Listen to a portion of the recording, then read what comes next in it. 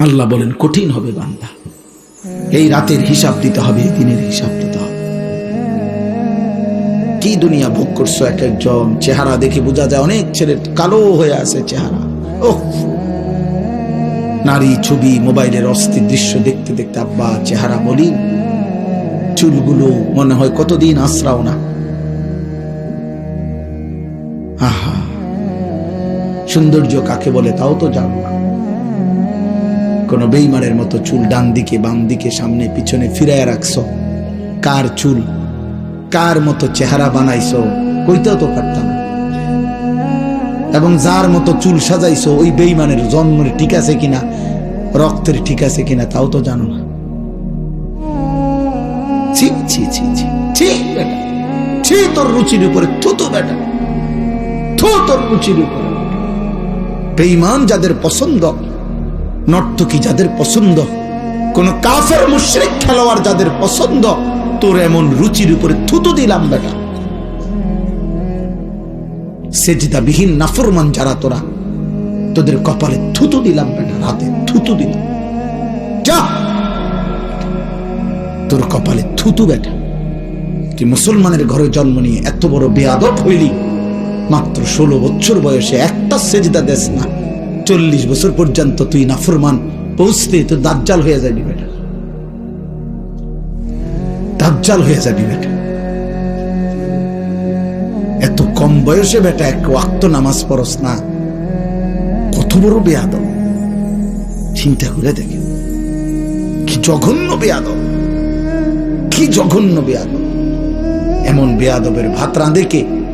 এমন বেয়াদবের জন্য উপার্জন করে কে?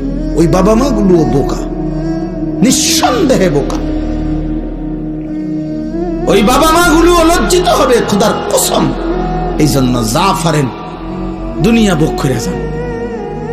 হ্যাঁ, এবার খুশি, এবার ফুট বিদেশ 12 লাখ টাকা দিয়া ফাটাইছে। কেমনে কেমনে মিলাইছেন? 6 টাকা 6 লাখ টাকা জমি বেচার, 6 লাখ টাকা সুদে আর কিস্তিতে,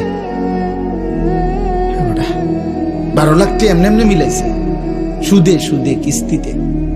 হ্যাঁ, কি আশায় মিলাইছেন এই টাকা? সুদ নিছেন, আল্লাহ জানে আখেরাতে জাহান্নাম থেকে মুক্তি দেয় নাকি, ফোলাগার উসিলায় যাতে বেহেশতি করেন নাকি, সুদের টাকা দিয়া, কিস্তির টাকা দিয়া।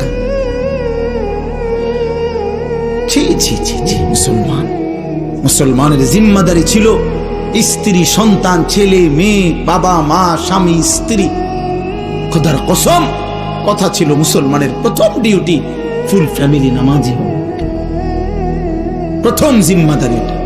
আরে বেটা, প্রয়োজনে খানা বন্ধ বেটা, আমি রোজগার করব না বেটা তোর মতো নাফরমানের জন্য, তোর মতো নাফরমানের জন্য উপার্জন করব না বেটা।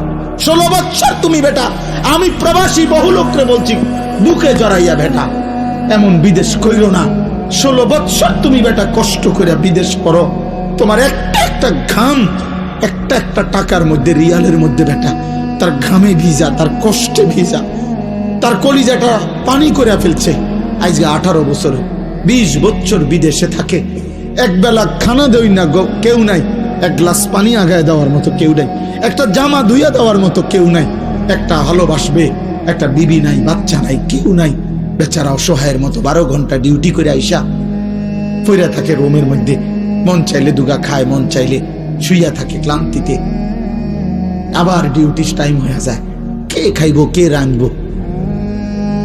এত কিছুর বিনিময়ে তোমার স্ত্রী দেশে বাজারে বাজারে ঘুরে গ্রাম চুক্তি বেড়াইতে লগে কথা কয়, তোমার ছেলে নামাজ পড়ে না, তোমার মেয়ে অসৎ চরিত্রবান, চরিত্রহীন কোন লম্পটের সাথে হারাম প্রেম করছে, আর তুমি বই বই বিদেশ করতে আসো। করো, বিদেশ করো, আরো পয়সা কামাও।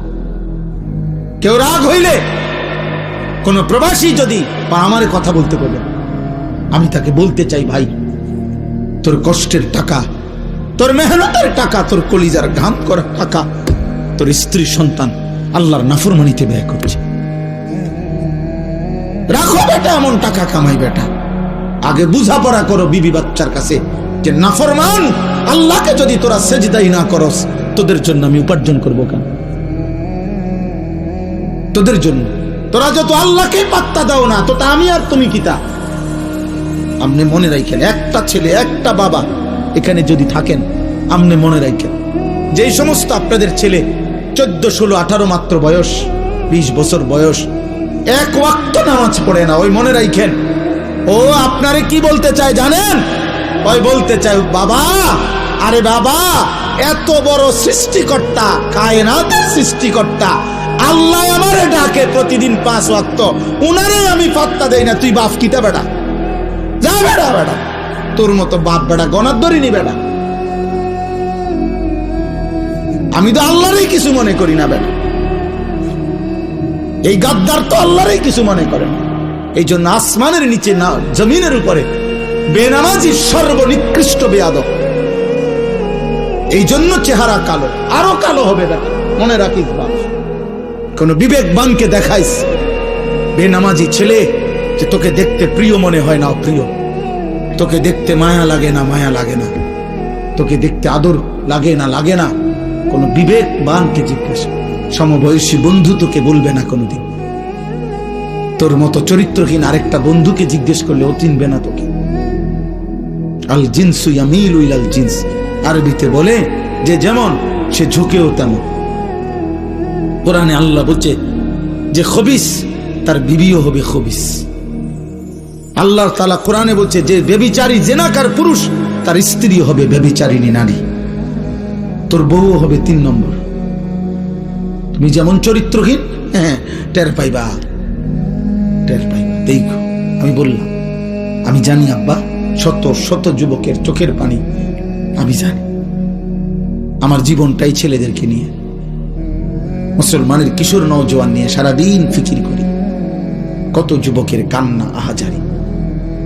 3 বছর 5 বছর প্রেম করছে, 5 মাসের মধ্যেই বিবাহিত জীবন জাহান্নামের টুকরা হয়ে গেছে। কারণ বিবাহের আগে ছেলের চোখেও মেয়ের কোনো দোষ নাই, মেয়ের চোখেও ছেলের কোনো দোষ নাই। কারণ ভালোবাসে না, তখন তো ভালোই বাসে, তো ভালোবাসলে আর দোষ দেখবো কি? তো তখন তো প্রেমের টাইম, তখন তো শয়তান সাথে আছে, তখন তো ইবলিস সাথে আছে। ইবলিস তো লোভনীয় করে দেখায়, কিন্তু বিবাহের পরে চূড়ান্ত বাস্তবতা, পৃথিবীর বাস্তবতা ফুটে ওঠে। তখন আর কোনো গুণ দেখে না, উভয় উভয়ের দোষে দেখে, দোষে দেখে। কোন স্বামী যদি বাহিরে যায় আর স্ত্রীর ভিতরে যদি এটা থাকে যে তে বেড়াবো না আরেক বেড়ির লগে, তাহলে এই পুরুষটার জীবনের শান্তিটা কি? কোন পুরুষ যদি বাইরে গিয়া ভাবে আমার স্ত্রী না জানি কোনো বেড়াইতে লগে নেই, হারাম সম্পর্ক, অবৈধ সম্পর্ক, এই পুরুষের জীবনে আর কামাই রোজগারি ও চাকরি ব্যবসার শান্তিটা কি? কত মেসেজ দেখতে চাইবা তুমি? চলো আমি দেখাই। আমার তো দায়িত্বশীল ছেলে আছে, আমার 2টা ছাত্র আছে, 2টা মাওলানা সাহেব, ওরা এখন ওদের কাছে আমি মোবাইলে হোয়াটসঅ্যাপ নাম্বার দিয়ে রাখছি। অসংখ্য যুবক যাদের জীবন শেষ, চরিত্র শেষ, শরীরের সক্ষমতা নাই, যৌবনের ক্ষমতা নাই, লজ্জাস্থানের ক্ষমতা নাই, কোমরের ক্ষমতা নাই। কি কারণ? উলঙ্গ ছবি, নর্তকী। আহা, ধরতেও পারলো না, ছুঁইতেও পারলো না, দেখে দেখেই সুন্দর একটা সুস্থ সবল জীবন শরীরের ক্ষমতা শেষ করে দিয়েছে। একদিন দেখবে সে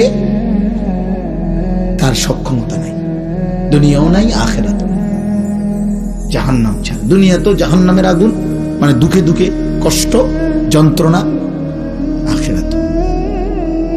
আল্লাহ আমাদেরকে বুঝ দান করে, আল্লাহ আমাদেরকে বুঝ দান করেন।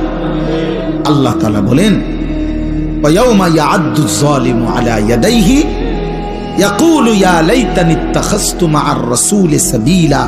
আল্লাহ তাআলা বলেন, এই নাফরমান পাপীরা সেদিন নিজেদের দাঁত দিয়ে আঙ্গুলগুলো হাতের কামড়াইতে থাকবে, এই হয় কামড়াইয়া ছিঁড়ে ফেলবে, আর আফসোস করতে করতে বলবে, হায় যদি রাসূলের পথ ধরতাম। ইয়া লাইতানি ইত্তাখাযতু মা'আর রাসূলি সাবিলা। এরপরে বলবে, ইয়া ওয়াইলাতা লাইতানি লাম আত্তাখিজ ফুলানান খলিলা। যার কারণে যে নষ্ট হলো, যার কারণে যে চরিত্রহীন হইল, ছেলে হোক, মেয়ে হোক, বন্ধু হোক, বড় হোক, ছোট হোক, আল্লাহর কসম আল্লাহ বলেন সে তাকে স্মরণ করবে আর মনে মনে আফসোস করবে আর বলবে, হায় আমি যদি তাকে বন্ধু না বানাইতাম, লাম আত্তাখিজ ফুলানান খলিলা, আমি যদি তাকে বন্ধু না বানাইতাম। বন্ধু নামের যেই শয়তান আমাকে উলঙ্গ ছবি দেখে নষ্ট করেছে, বন্ধু নামের যে শয়তান আমারে সুদের আড্ডায় লাগায় দিছে, ঘুষের আড্ডায়, বন্ধু নামের যে শয়তান আমারে জিনা ব্যভিচারে আসক্ত করে দিছে, বন্ধু নামের যে শয়তান আমারে মদ জুয়া ব্যভিচারে লাগায় দিছে, আমি তো আর ফিরতে পারি নাই, আমি তো গুনার মজা পেয়ে আর ফিরতে পারি নাই, আমি তো অসভ্যতার মজা পেয়ে আর ফিরতে পারি নাই, আমি তো হারাম উপার্জনের নেশায় আর ফিরতে পারি নাই।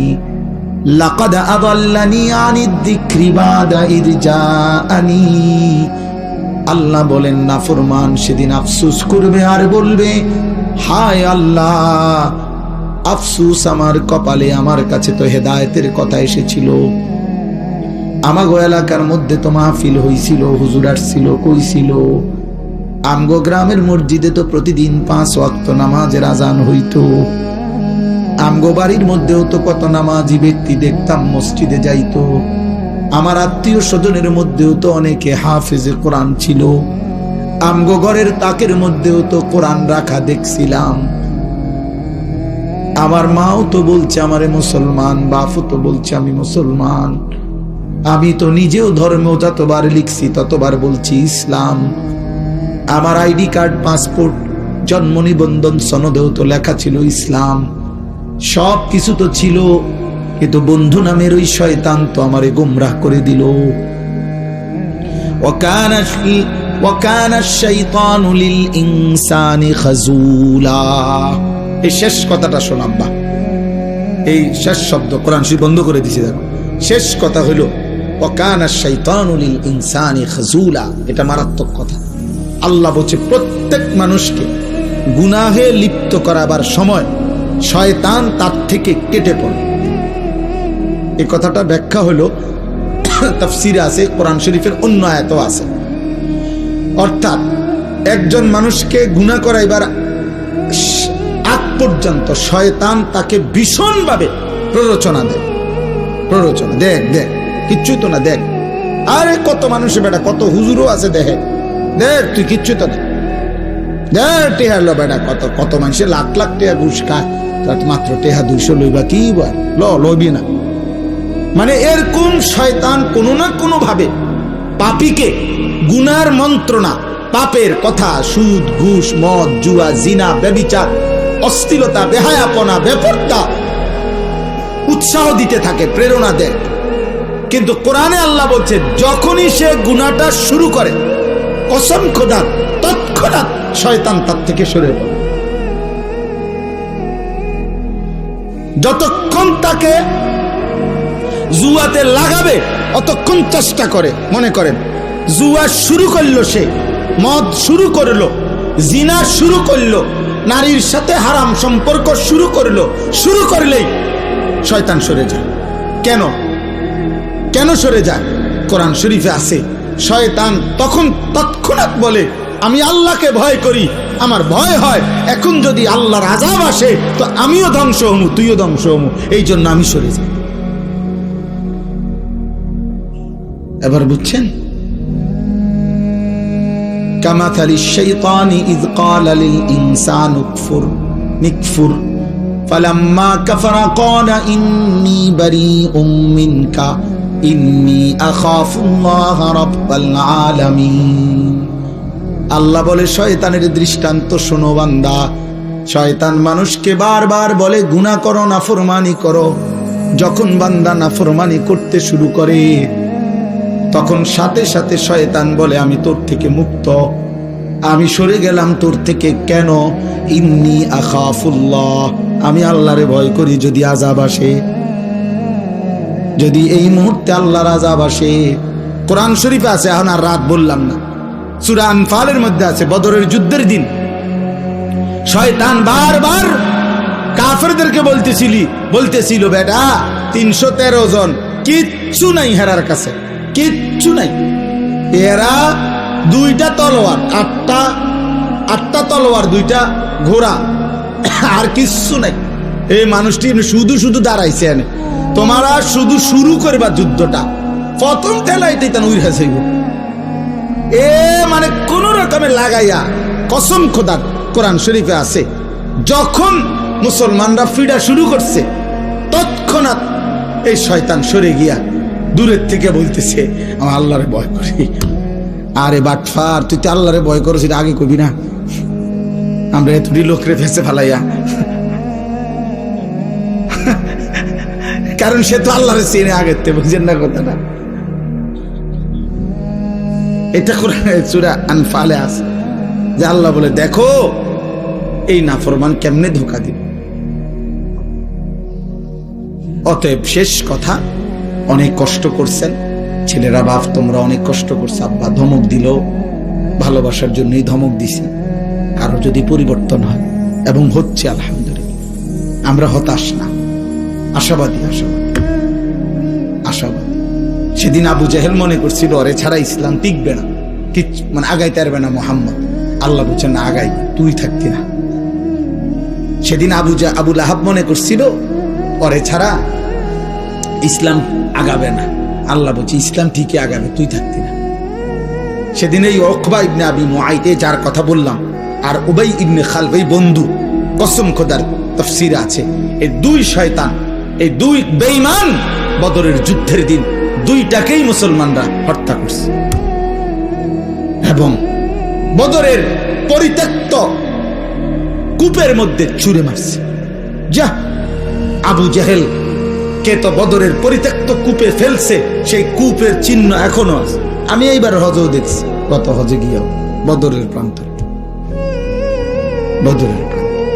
হ্যাঁ আল্লাহ বলছে শোনো একটা যুবক ছিল কালো নিগ্রু হাবশি গোলাম পরে তারা বুকে পাথর চাপা দিয়া রাখতো পরে তারা কষ্ট দিত সন্ধ্যা হইলে গলায় রশি লাগায়া মক্কার গলিতে গলিতে পাথুরে জমিনের মধ্যে হাঁটাইতো টানাইতো হেসরাইতো ওরা তারে বলছিল কৃতদাস ও গোলাম আমি আল্লাহ ওর ইমানের বরকতে পরে আমি একদিন কাবার ছাদের উপরে উঠাইয়া আজান দেওয়াইছি। মক্কা বিজয়ের দিন হযরতে বেলাল কাবা ঘরের ছাদে দাঁড়িয়ে আজান দিছে। আল্লাহ বলছে দেখো গোলাম আজ কোথায় দেখো পৃথিবী এক কৃতদাস আজ কোথায়। আর আল্লাহ বলছে মনে পড়ে তোমাদের এই কাবার কাছে কাবা ঘরের আল্লাহর ঘর কাবার কাছে সর্বপ্রথম ঘর কাবার প্রথম প্রতিবেশী আবু জেহেল।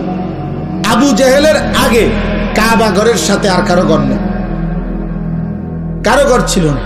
আল্লাহ বলেন এখানে ছিল আমি আল্লাহ মক্কা থেকে মদিনাও না মদিনা থেকে কমপক্ষে 450 থেকে 500 কিলোমিটার দূরে মানে মক্কা থেকে কমপক্ষে 1000 মাইল দূরে আমি আল্লাহ এক পরিত্যক্ত অব্যবহৃত দুর্গন্ধযুক্ত একটি কূপের মধ্যে আমি এই বেঈমানকে ওইখানে ফেলাই দিছি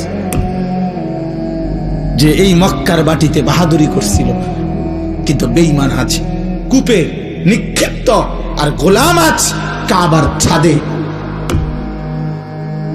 ঈমান গোলামকে ছাদে উঠাই দিছে কাবার কুফরি নাফরমানি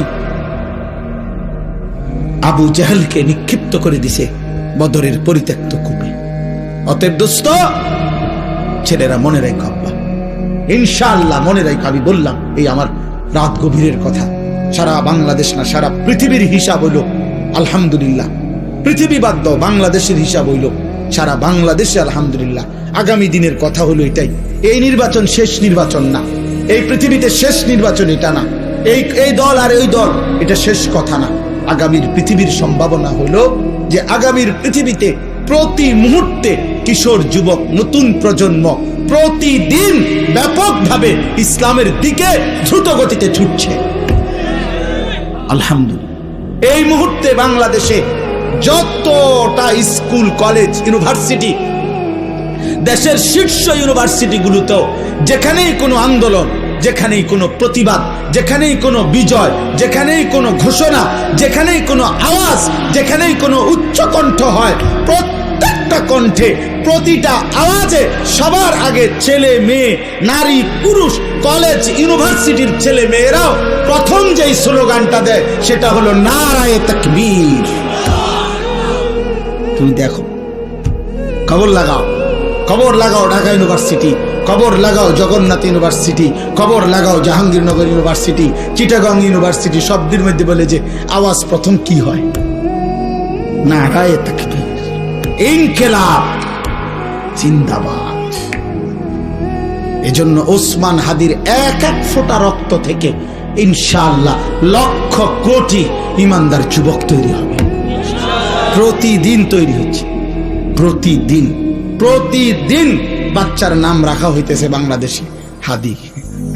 আমি সেদিন বইয়া যা এক বসায় দুইজনের নাম রাখছি, যে অখন যা পাই বাচ্চা সব হবে ওসমান হাদি ইনশাআল্লাহ ইনশাআল্লাহ। তোমরা দুই চারজন অপদার্থ তোমরা ছবি দেখো, তোমার মতো আকামলারে কামিনী তো নাকি এ তুমি বেরিয়েছে। হ্যাঁ হ্যাঁ আমি বললাম আব্বা, তোমার মতো অপদার্থ চুলি ঠিক করবে, তোমার চুল তুমিই দেখবা, তোমার ফেসবুকে তুমি ছবি উঠাইবা। হ্যাঁ তোমার মাতলামি, হ্যাঁ তুমি মনে করছো লজ্জাস্থানের চাহিদা একটা ফেসাবের রাস্তা, এটার কাছে তুমি নিজেরে বিক্রি করে দিছো। তোমার পেশাবের রাস্তার চাহিদা পূরণ করতেছো তুমি, এই উলঙ্গ ছবি আর নারী দেখো দেখো, কিচ্ছু হইতো না। তোমার মতো অপদার্থ ছাড়াও 1450 বছর আকামলা ছাড়াও ইসলামী পর্যন্ত আসছে, আগামীতেও যাবে ইনশাআল্লাহ, ইসরাফিলের ফু পর্যন্ত থাকবে, কোনো সন্দেহ নাই ইনশাআল্লাহ। আমি থাকবো না, আমাদের পরবর্তী প্রজন্ম ইনশাআল্লাহ আল্লাহর জন্য জান দেবে, কালেমার জন্য জান দেবে, বিশ্বময় ইসলামের পতাকা উড়বেই উড়বে ইনশাআল্লাহ। এজন্য বাপ চলো আমরা দোয়া করি, রাত গভীরের এই দোয়ার মধ্যে দিল দিয়া বলো আল্লাহ আমারে বদলে দেন। আল্লাহ যদি না বদলায় আব্বা পারতা না। মদ, জুয়া, নারী, ছবি, অস্থির দৃশ্য, কিশোর ছেলেরা, যুবক ছেলেরা, এটা তোমার শেষ পর্যন্ত ইজ্জত দিবে না। এমন সুন্দর একটা জীবন নষ্ট করো না। নামাজ পড়ো, ফজরের নামাজ, 5 ওয়াক্ত নামাজ, দেখবা দুনিয়া তোমারে ভালোবাসবে, আল্লাহও তোমারে ভালোবাসবে, আল্লাহও ভালোবাসবে। সারা পৃথিবীর ইমানদার এখন শহীদ শরীফ ওসমান হাদিকে চিন, শুধু বাংলাদেশের মানুষ, সারা পৃথিবী। ফিলিস্তিনের মুজাহিদ ওসমান হাদির নামে স্লোগান দেয়, আফগানের মুজাহিদ ওসমান হাদির নামে স্লোগান দেয়, পাকিস্তানের মুজাহিদ ওসমান হাদির নামে স্লোগান দেয়। সারা পৃথিবী ওকে ছিল। ও ইমানদার ছিল, ও সাহসী যুবক ছিল, ও 5 ওয়াক্ত নামাজ পড়ত, তার চেহারা সুরত দেখলেই বোঝা যেত, এবং সে স্বীকার করত, সে নিজ কণ্ঠে বলছে আমি ইমানদারের সন্তান, আমি আলেমের সন্তান, আমি শাপলার সন্তান। সে বলছে ফ্যাসিস্ট যখন 2013 সালের 5ই মে শাপলা চত্বরে যখন জুলুম করেছে, ইমানদারের রক্তে মতিঝিলের শাপলা চত্বর যখন ভাসাইছে, সে বলছে আমি তখন সেখানেই ছিলাম, আমি দেখছি। সে নিজে বলছে, আমি তার বক্তব্য আমরাও শুনছি। সে বলছে আমি নিজ চোখে দেখছি হাফেজে কোরআন মাদ্রাসার তালেব ইলম একজন আরেকজনকে বুকে জড়ায় ধরছে, দুজনই লাশ হয়ে আছে, রক্তে ভাইসা রয়েছে। কত মুমিনের চোখের পানি, কত মজলুমের চোখের কান্না রক্তের উপরে, কত মানুষের গুম খুন, কত মানুষের আর্তনাদ, কত বিধবা নারীর আর্তনাদ। আপনারা জানেন না কত কিছুর বিনিময়ে এই জালেম পলাইতে হয়েছে। এই তো 1-2 দিনের জুলুম না, 17 বছরের জুলুম, 16 বছরের জুলুম। এই জন্য বাপ মনে রাখো, আমাদের প্রিয় ভাই, আমাদের কায়েদে মিল্লাত আল্লামা হাফিজ জুনায়েদ বাবুনগরী রহমতুল্লাহ আলাইহির খাদেম ছিল আমাদের প্রিয় ভাই এনামুল হাসান ফারুকী। এই যুবক তাগড়া জোয়ান যুবক ছিল, এমন সুন্দর বলিষ্ঠ যুবক ছিল, হাটহাজারী মাদ্রাসার হুজুরের খাদেম ছিল সে। ওরে এই গত ফেসিস্ট বেঈমান, এই নাফরমানরা জেলখানার নির্মম জুলুম আর নির্যাতনের রিমান্ডে জীবনের তরে তারে পঙ্গু বানায় দিয়েছে। আজ সে চীনে হসপিটালের মধ্যে মৃত্যু শয্যায়, অসুস্থ, রোগাক্রান্ত। সেদিনও দোয়া চাইছে আমাদের কাছে যে ভাই দোয়া করেন। এরকম ভাই, অতএব আমার আব্বা, আমি কিংবা তুমি, আজও যারা আসবে নতুন, এই শেষ কথা হলো, মনে রাখো আব্বা, শেষ রাত গভীরে কথা হইল, আমি চলে যাব, আমরা সবাই হয়তো চলে যাব, কিন্তু এটা মনে রাখবে, আমার মাটি, বাংলাদেশের এই জমিন, ইসলাম ছাড়া অন্য কিছু এখানে প্রতিষ্ঠিত করা যাবে না। এ মাটি ইসলাম ছাড়া অন্য কিছু নেবে না। লক্ষ কোটি আউলিয়া, বুজুর্গ, তাহাজ্জুদের সেজদাওয়ালা মুমিনের চোখের পানি এ মাটির সাথে মিশে আছে। অতএব ঈমান ছাড়া, ইসলাম ছাড়া বাংলার মাটিতে অন্য কিছু টিকবে না। আল্লাহ আমাদেরকে তৌফিক দেন। তোমরা নিয়ত করলা কিনা কও, বলো যে এ পর্যন্ত শেষ যারা টিকছো বইছো, তোমরাই কও যে আমরা ইনশাআল্লাহ ফজরের নামাজ পড়ব। বলো বাবা, নওজোয়ান বলো, 30 বছরের নিচে যাদের বয়স, তোমরা কও, দিল থেকে বলো, দিল থেকে বলো। দেখো তোমার আজকের চেহারাটা ছবি উঠায় রাখো, আগামী 3 মাস ফজরের নামাজ পড়ো। এই আনিসুর রহমান তো চাঁদের দেশে থাকি না, আমি কুমিল্লা ক্যান্টনমেন্ট ময়নামতি থাকি, সাহেবের বাজার। 3 মাস ফজরের নামাজ পড়ে দেখো, ইনশাআল্লাহ আল্লাহর কসম, এরপরের চেহারা আর এখনকার চেহারা তুমি মিলায়ে দেখো, রব্বে কাবার কসম তোমারে অনেক সুন্দর দেখাবে। পরীক্ষিত, ওষুধ দিলাম, প্রেসক্রিপশন দিলাম। তুমি তো সুন্দরী হইতে চাও, তোমাকে সুন্দর যেন দেখায়, তুমি সেজদা দিলে ইনশাআল্লাহ সুন্দর হবে। নবীজির এটার ওয়াদা, মান কাসুরা সালাতুহু হাসুনা ওয়াজহু। আল্লাহ নবী বলেন, যার নামাজের পরিমাণ বেড়ে যায় তার চেহারার সৌন্দর্য বেড়ে যায়।